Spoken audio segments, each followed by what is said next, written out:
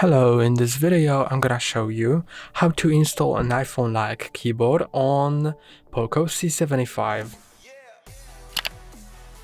If you want your keyboard to resemble iOS keyboard, go to Play Store, then search for Green Apple keyboard. Then download this exact app. And after a short while, click on Open.